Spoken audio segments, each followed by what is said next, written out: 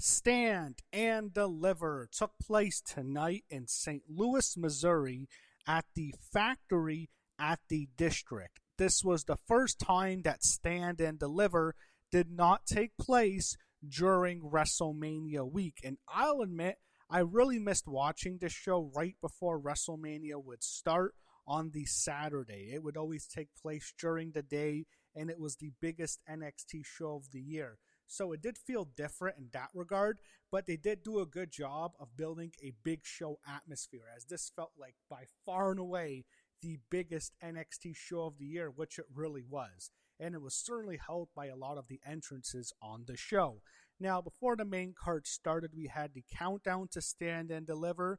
They had Megan Morant and Peter Rosenberg hosting the show from what looked to be the WWE headquarters in Stamford. They certainly weren't in St. Louis. We just got video packages, and then we got a pre-recorded sit-down interview with Sarah Schreiber, looking like a hot MILF in a blue dress, interviewing both Lola Vice and Kendal Gray, also looking good before their triple threat match.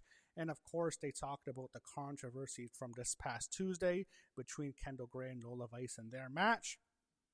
And then we go to a break, and they just had to show us the Vegas Strip, which I just have to say, I think it looks better during the day whenever they would show us the promos. And, of course, they're promoting the WrestleMania tickets.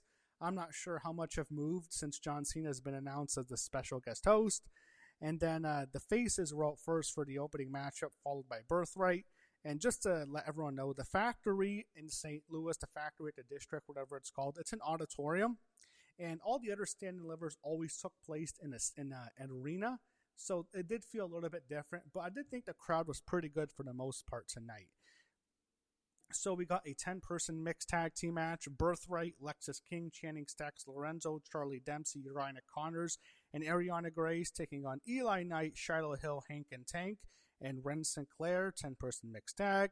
So they had a comedy spot early on with Wren beating up Charlie Dempsey, which the crowd liked.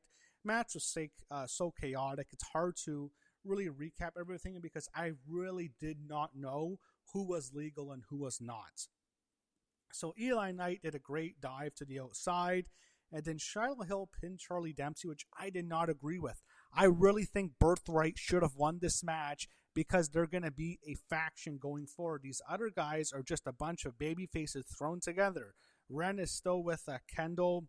Hank and Tank are a team on their own. Like, why did they need to win? Why not have the stable win? So I don't agree already with the first booking decision, but it is only the kickoff show, the countdown show, whatever you want to call it. So then we go to the stage. We see Sarah Schreiber now wearing a very nice gold shiny dress, looking great again. She was interviewing Robert Stone. Also, Blake Howard was interviewing him too before the show. And then Stone was explaining that both Kendal Gray and Lola Vice are deserving of the NXT Women's Championship match. And you can kind of tell the way they were talking about it, that was probably going to be the opening match. And then Stand and Deliver officially began, the main show, with Shawn Michaels coming out to the ring to profess his infatuation with Jayne, right? No, I'm just joking. But no, he was really just introducing Sexy Red. A very Triple H-like move, putting herself front and center to start the biggest show of the year. Who else would do that other than his best friend? So Sexy Red was out. We didn't get to see her slap Sarah Schreiber's ass and Lola Vice's ass again. Look it up. Well, actually, we kind of did later in the show. She did. We'll talk about that later. Then Shawn Michaels and Sexy Red had to tell us to suck it before the show officially began. We got the opening video package. After that, they showed us some superstar arrivals, including Joe Hendry, Ethan Page, Ricky Saints, Tony D'Angelo, Sol Ruca, and Zaria. And then we see Kendal Gray and then Lola Vice both heading to the ring as they play the countdown music. And I thought to myself, oh shit, if Jacy was losing, this wouldn't be the first match. It's kind of wrong about that. That was I wrote that down because that's what I was thinking. I'm just Shawn Michaels and this Jayne push, man. It's traumatized me for the last year. So then we got the video package. Lola Vice was out first, followed by Kendal Gray with Wren Sinclair with her. And then Jayne gets kind of like a WrestleMania type of entrance before she came out with both Laney Reed and Fallon Henley of Fatal Influence. Fallon, by the way, looking great in red leather. And then we got the opening matchup. The NXT Women's Championship defended in a triple threat match. Jayne defends her title against Kendal Gray and Lola Vice. So this was a pro Kendal crowd. You can tell Kendal is so much faster and like 10 times more athletic than the other two. So the screen blocked out early on. Someone had a wardrobe malfunction. It would get a lot worse later, and I'll talk about it. Or maybe better, depending on how you want to look at it. You could look at it, by the way. So Jayne got the heat for a while. Kendal hit a bunch of suplexes.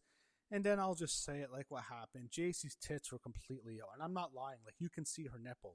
You can see it perfectly. This happened multiple times. The screen went black so many times. And when she was in the ankle lock, Kendal had her in the ankle lock, and Jacy is like on her chest. And like she's trying to get up, and she's holding like it's in that position, and like her top fell off, so like it's very visible, and like she's exposed here. You can see her exposed breast. You can see the nipple perfectly. I don't mean to be vulgar. I really don't. But that's what happened here. It got so bad that the referee told her to pull her top up, and that must have been embarrassing for her.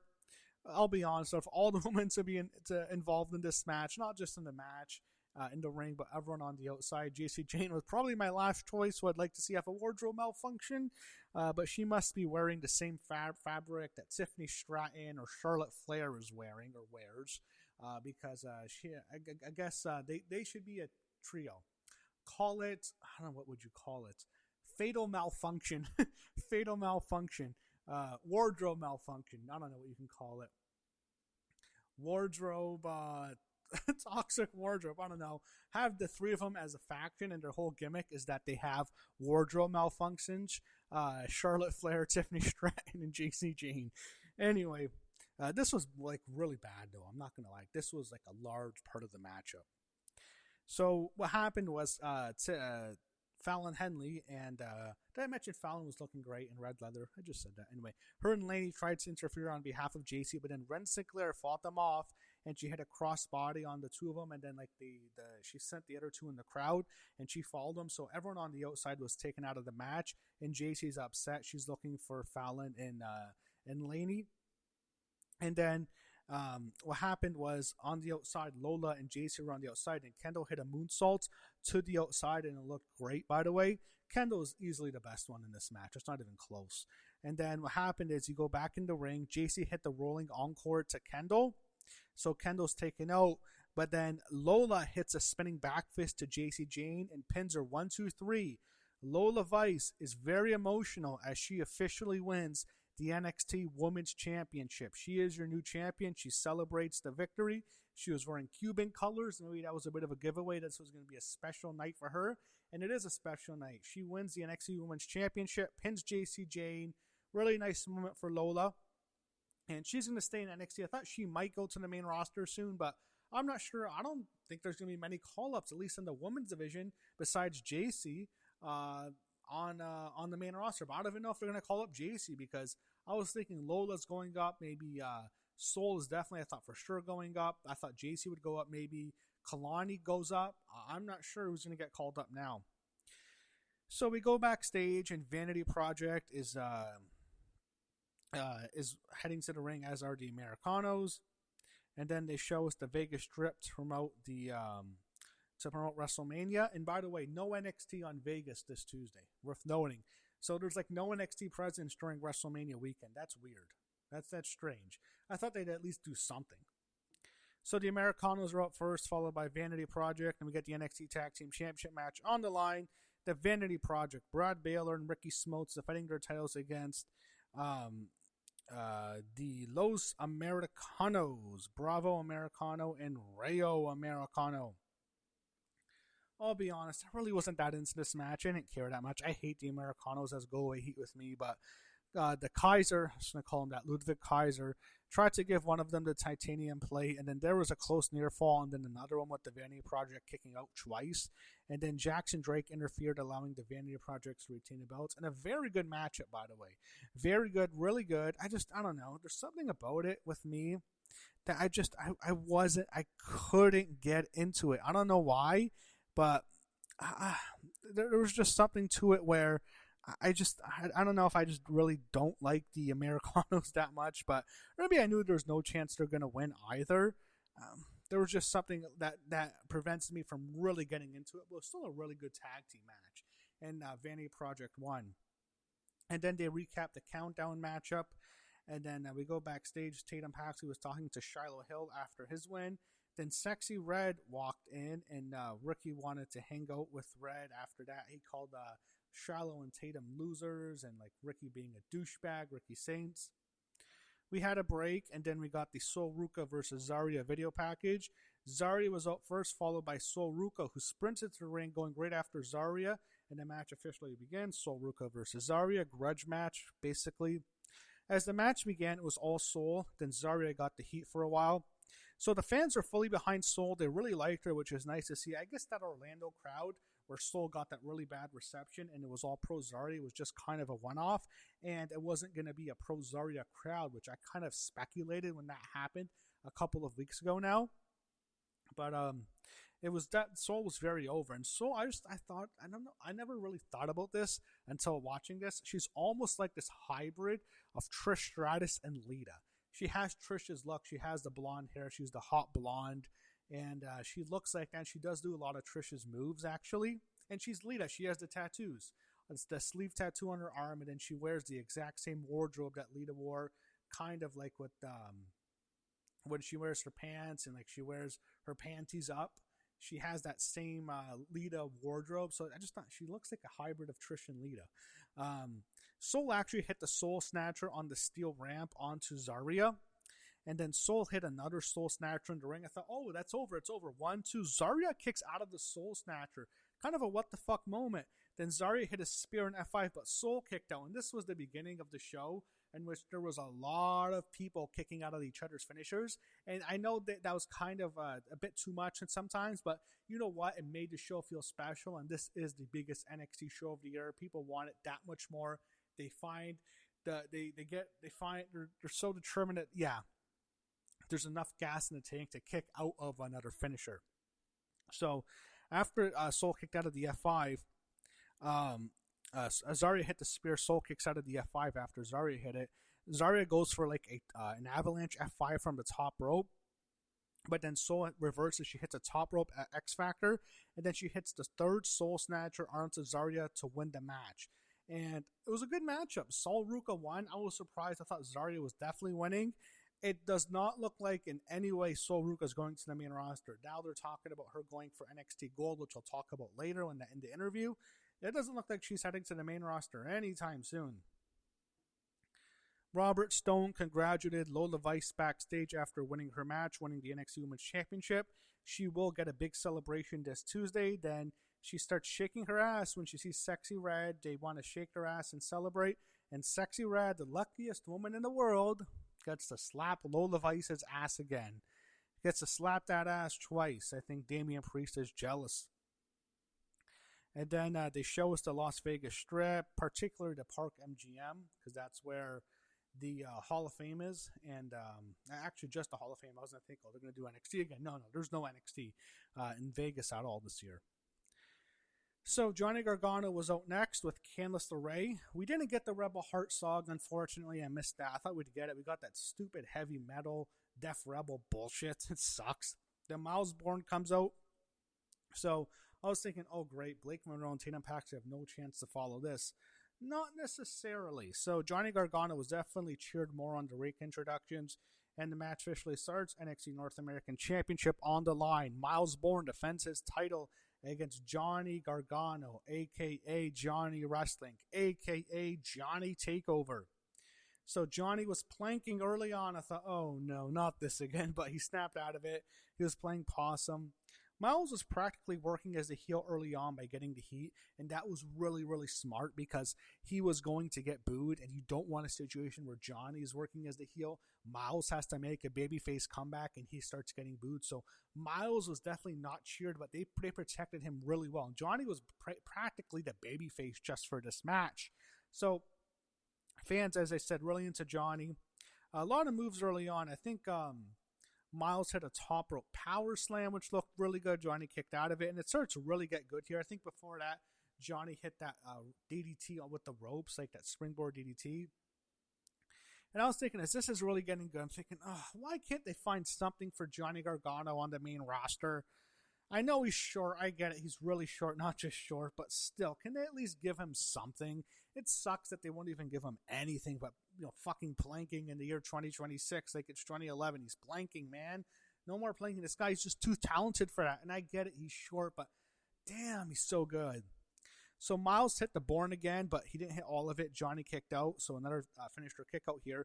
Kendal actually takes a cheap shot at Myles Borne. Then Johnny Gargano locks in the Gargano escape, and it looks like this might be it. And he has it for a while, but eventually Myles gets into the rope, so he gets out of that submission hold. Myles eventually would fight back, and he would hit 2 more Borne agains and win the match.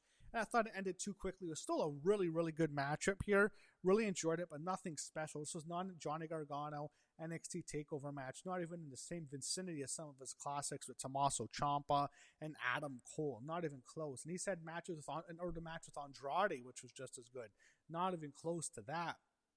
Still a really good matchup, though. And easily the best match Gargano's had in a while because he never gets to have good matches on the main roster. But this was not Johnny TakeOver. No way. Not Johnny Wrestling either. But it was still a good matchup. After the match, they kind of embrace as Johnny and Candice leave on the ramp. But then Dion Lennox attacks Myles Borne with a steel chair. We can't escape Dark State for one show. I'm thinking, man, this is like the worst parts of NXT. Like, we saw the best part of NXT, what I think is the greatest NXT wrestler of all time, Johnny Gargano, Mr. NXT. And then, like, we got what we hate about NXT, the NIL program and Dark State and shit like that. So we go backstage. Sarah Schreiber interviews Ruca backstage after her win tonight. She wants to go for gold again, and then Izzy Dame tells her to go to the back of the line. I thought Sexy Red would try to slap Sarah's ass again, but no, I'm stupid. I'm joking. But Izzy Dame feuding with Ruca now. It's official. They will face on NXT this Tuesday, by the way. So we have another match set up. After the break, Blake Monroe was out next, and then Tatum, and by the way, Blake was looking great, as she always says she's Blake Monroe. Then Tatum Paxley gets a special WrestleMania-style entrance. It's weird because she's kind of like, it's like this dark gimmick where she's almost torturing this Barbie doll, meant to be Blake Monroe, and then she makes her entrance without her belt. Blake came out with the belt, actually, as she stole it from Tatum a week or two ago. And we get the NXT Women's North American Championship on the line. Tatum Paxley defends her title that she does not have against Blake Monroe. So I like Blake's attire wearing black and pink. Blake hit the Trish Stratus corner move, when she would kick up and do almost like a standing hurricanrana. She does that and she hits out on Tatum, but instead of landing in a ring, Tatum takes a nasty bump onto the stage, and she immediately grabs her shoulder, saying, I separated it. And, oh, shit, I thought, no, this did not happen. Now, I was scared because it was real, because we see so many shoulder injuries in WWE nowadays. I thought, oh, shit, it's probably real. But no, it was a work. Tatum was doing a good job. And when Blake immediately started working over the shoulder, I thought, oh, no, it's just a work. So Blake got the heat for a while, then Tatum rallied. Tatum hit a really cool series of suplexes, where first she initially hits a superplex from the top rope, and she holds on to it, kind of like what Eddie would do, but instead of Eddie just doing the suplex, Tatum hit a second suplex and held on, and she went for a third suplex, but instead she turned it into this inverted fisherman's suplex. I don't know how to explain it, but it looked really good. And it was actually like a sit-out powerbomb. It's hard to explain, but Blake kicked out of it. That looked great, by the way. And then what happened was Blake responded. She hit an amazing sunset flip powerbomb to the outside on Tatum.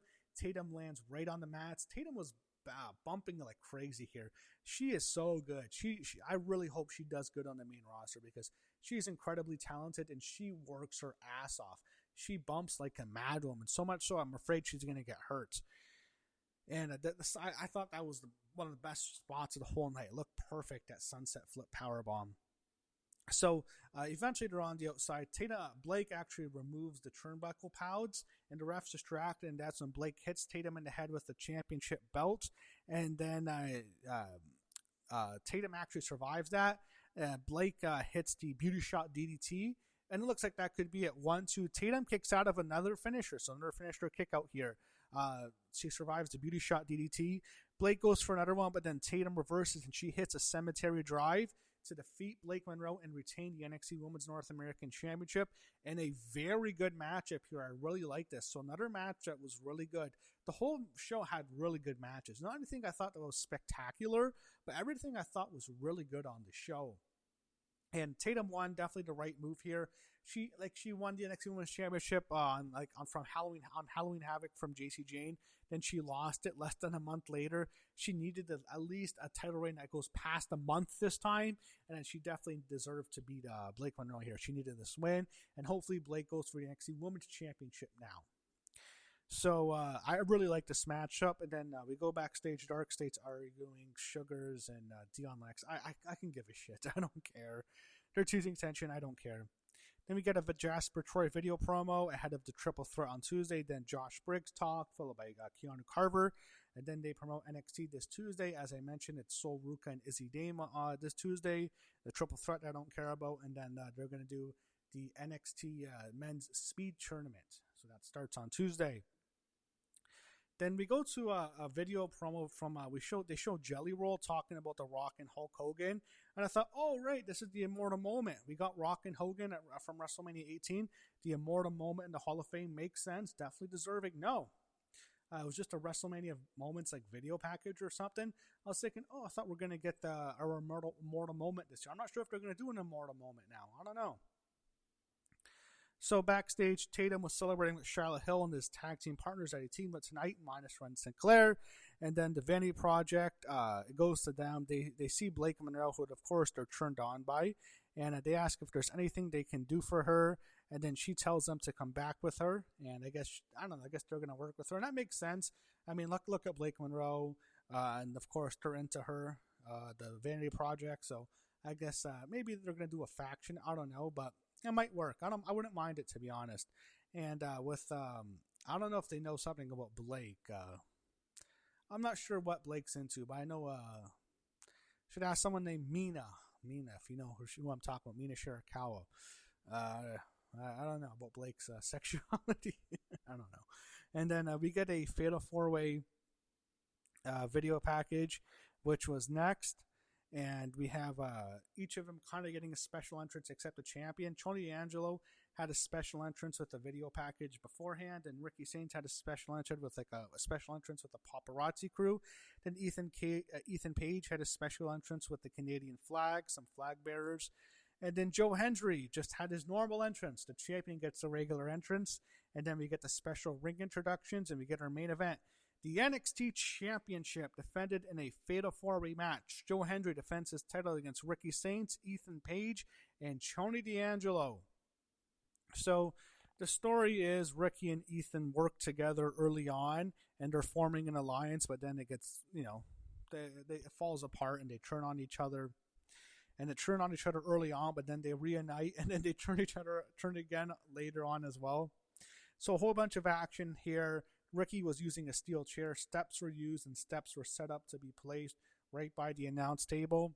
So you knew right there a big spot was planned.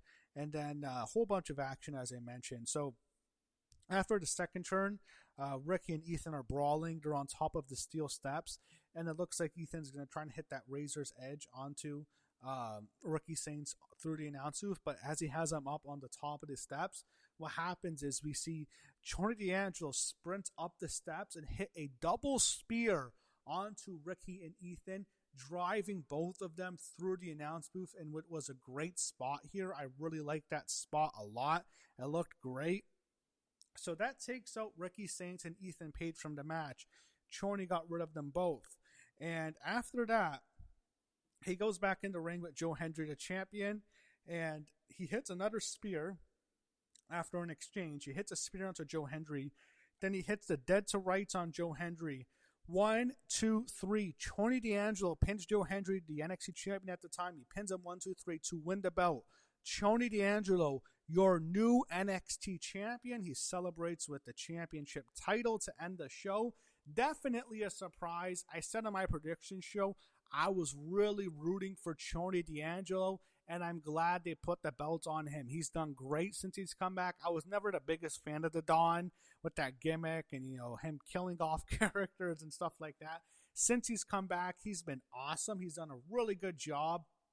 I love how he obliterated Dark State, and I've been enjoying it a lot, and I'm glad it paid off here. He's the NXT champion, and I like how they were talking about how he's been there for so long, and he saw so many of the guys he started with, Braun Breaker, Carmelo Hayes, Trick Williams, all of them going to the main roster while he was held back. He stayed in NXT the whole time. Obafemi's another name. So many of these guys all left. He was there the whole time, and he finally gets his due. He is your NXT champion. He's been there since the early days of 2.0. It pays off now. Tony D'Angelo, your new NXT champion. Great moment here. Enjoyed the main event, and I'm really glad they went in that direction. And I'm happy that we have a new champion now. His name is the Don. I'm not sure if he's still the Don. Tony D'Angelo, your new NXT champion. And that's how the biggest NXT show of the year, Stand and Deliver, ended. Definitely ended on a high note. I'll definitely say it was better than the Vengeance Day show, which I actually liked earlier this year. It was definitely better. It was not a spectacular show like I thought it could be. It was not on the levels of the takeovers, that some of those great takeovers, no way, but it was still a good show. I thought a lot of really good matches. Main event was good. Blake and Tatum was good. The Johnny Gargano Myles Borne match was good. So Ruca's match was good. The tag match was good, and the women's triple threat would have been a lot better. It was still good if it didn't have a million wardrobe malfunctions. But overall, I thought Stand Deliver was a very good show tonight. I thought it delivered, stood and delivered, I guess. Stand and delivered, it did. And I enjoyed it. So we'll see what's next for NXT, as this was their biggest show of the year and their first Stand Deliver to not take place during WrestleMania week. And I did think that the show was very good tonight. And Stand and Deliver did deliver. So it lived up to its title. And we'll see what's next for NXT, as their biggest show of the year is now over.